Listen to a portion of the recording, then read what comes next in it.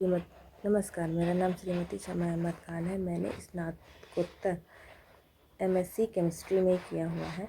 मैंने डीएड का भी प्रशिक्षण प्राप्त किया है। मुझे इस शिक्षा क्षेत्र में 10 वर्षों का अनुभव है। मैं बालोद ज़िला से बिलोंग करती हूँ। यह एक नवीन पौराणिक ज़िला है।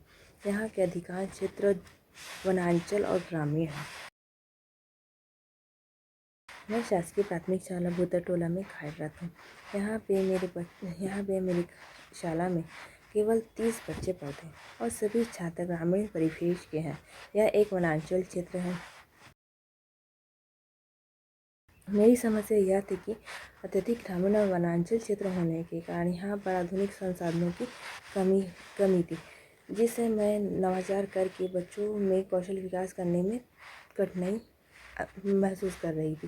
मेरे सामने कई कठिनाइयाँ उत्पन्न हो रही थी कि मैं किस तरीके से यहाँ पर बच्चों के साथ कौशल विकास कर सकूँ। मैंने यहाँ बिजली, पानी, यातायात व अतिरिक्त संसाधनों का अभाव था। इन सभी चीज़ों के अभाव में मैंने बच्चों के कौशल विकास कर पाना थोड़ा कठिन कार्य था। इसी बीच मैंने मोबाइल की मदद से ZII का प्रशिक्षण प्राप्त किया। जब मैंने अरविंदो सोसाइटी के ZII कार्यक्रम का प्रशिक्षण प्राप्त किया तो मुझे पता चला कि मैं बिना पैसे खर्च किए, बिना आधुनिक संसाधनों का उपयोग करके कई ऐसी चीज़ें बना सकती हूँ जो बच्चों के लिए लाभकारी हैं, उनके शिक्षण के लिए लाभकारी है। और मैंने कई ऐसे नवाचार बनाए जिससे मुझे पढ़ाने में मेरे पढ़ाई के तरीके में बहुत सुधार आ गया।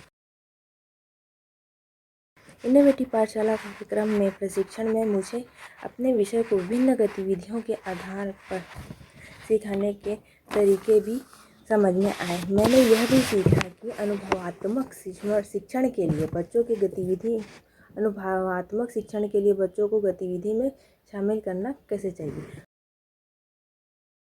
प्रशिक्षण से मुझे बहुत ही फ़ायदा हुआ।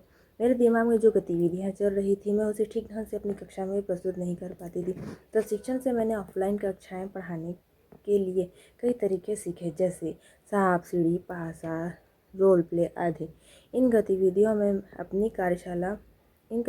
के माध्यम से मैं अपनी कार्यशाला को आगे बढ़ा सकी। बहुत से आइडियाज़ ऐसे थे जो मेरे दिमाग में आते थे और मैं उन्हें अपने कक्षा में प्रस्तुत नहीं कर पाती थी। इसके लिए मैंने ZII के प्रशिक्षक श्री द्रोण साडी सर जी की मदद ली। उन्होंने मेरे आइडियाज़ में इम्प्रूवमेंट किया और उसे किस तरह से कक्षा में मैं प्रस्तुत कर सकूँ इसके बारे में उन्हें बताया।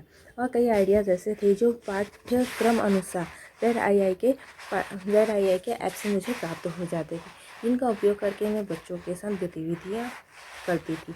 और ये गतिविधियों से बच्चे खेल में उनके इंटरेस्ट लेकर के सीख जाते थे। इससे यह फ़ायदा हुआ कि ZII ऐप से देखकर बच्चों को सीखने में सरलता मिली। और मुझे यह भी फ़ायदा हुआ कि कोविड-19 के कारण बच्चों की उपस्थिति कम थी। अब बच्चों की उपस्थिति धीरे धीरे बढ़ने लगी। क्योंकि बच्चे वहाँ पर जब गतिविधि होने लगी कक्षाओं में तो उन्हें उत्सुकता हुई, उन्हें इंटरेस्ट आने लगा कि हमें भी कक्षा में जाना चाहिए।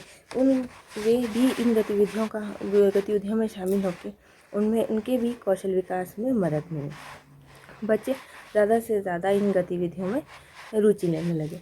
गणित जैसा अध्याय जो अब बच्चे भी सरलता से सीख रहे थे, साथ ही पालक भी इनमें सहयोग प्रदान करने लगे।